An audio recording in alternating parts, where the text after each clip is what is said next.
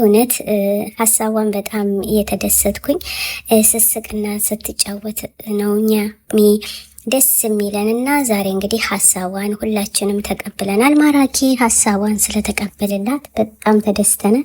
እንግዲህ ትኩስ ዜና ዛሬ ሩታዬ ወደ እናቶቿ እህቶቼም ብዙ ናቸው እነሱ ያግዙኛል በማለት ድምጧን አሰምታለች። ውዶቼ ዛሬ ግን ማራኪ እምቢ እንዳለ ነበር ዛሬ ተስማምቷል ማለት ነው። በጣም ተደስተናል። እንኳን ደስ አላችሁ።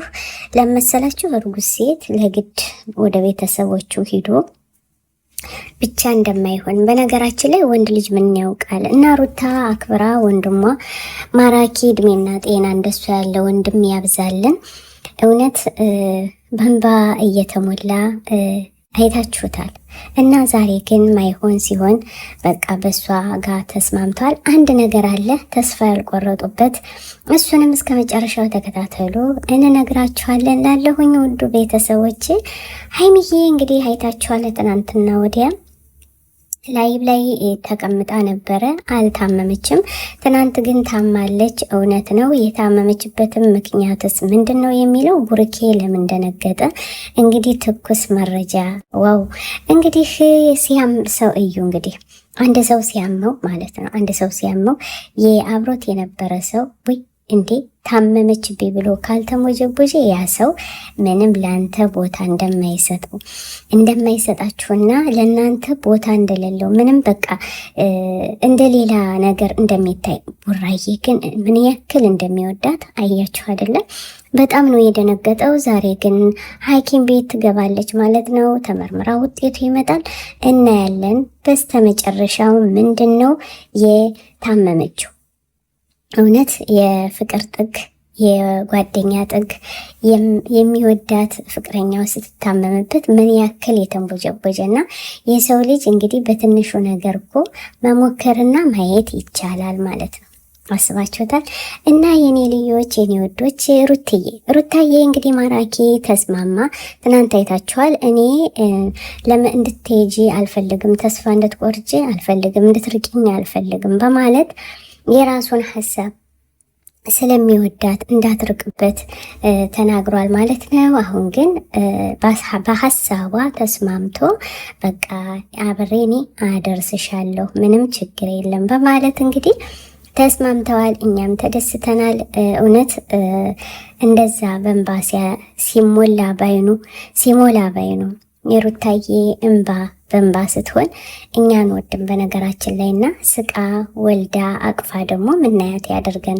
አንድ ነገር አለ ተስፋ ያልቆረጡበት። እሱስ ምንድን ነው ውዶች?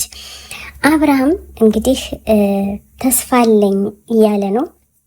ይህን ሀሳብሽን ደግሞ እንዳሟላልሽ በእጅሽ እንዳስገባልሽ ትንሽ መስወበር ወይም ደግሞ መጠበቅ አለብሽ እያለ እውነታውን እየነገራት ነው። እንግዲህ አዲስ ነገር አለ ወደፊትም ማለት ነው። የሚገናኙበት ተስፋ አያስቆርጥምና እንግዲህ የሆነ ነገር አለ። አብርሃም እንዴት እሱ እኮ ቆርጦ ነው ጥሎኝ ሄደ።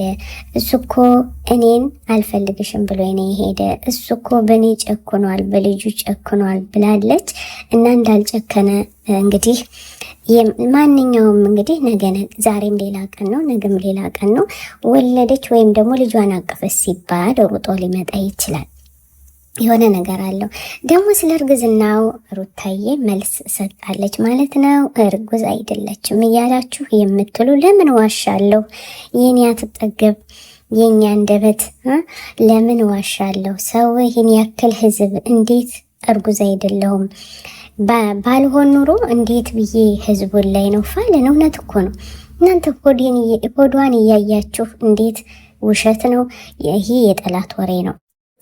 መጀመሪያ ላይ እኛ ነገረናቸዋል። ተው ሩታ እርጉዝ ናት እንዴ!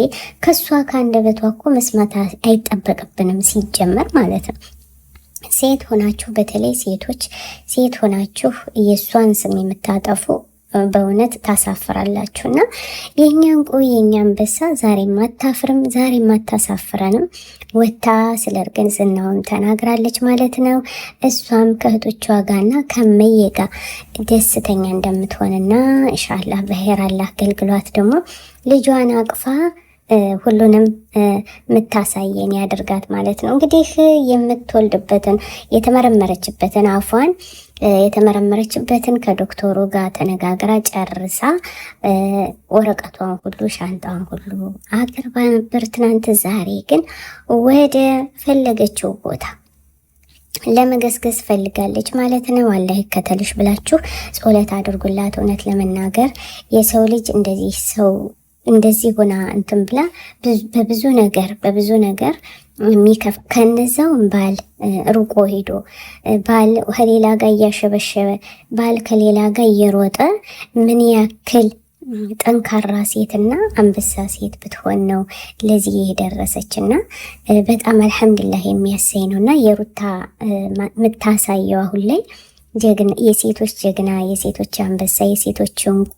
ስለዚህ ሴቶች ብታረግዙም እንኳን ራሳቸውን እንዳትጥሉ ሞኝ እንዳትሆኑ በማለት አንድነቷንና ጀግንነቷን እያሳየችን ነው። ስለዚህ ከሷ ብዙ ነገር ተምረናል። እናንተም ተማሩበት፣ እኛም እንማርበታለን ውዶች። ያለ አንድ ነገር አይደለም እኮ የኛ እንቁዎች የሚያስተምሩት። ስለዚህ አሁን ላይ ሩታዬ አላህ በሰላም ገልግሏት እንግዲህ ለቤተሰቦቿም ለእኛም አላህ ሁለት ያድርጋትና ወልዳ መትሰም ያድርገው በአላህ ፍቃድ። እንግዲህ አላህ ምን ይሳነዋል።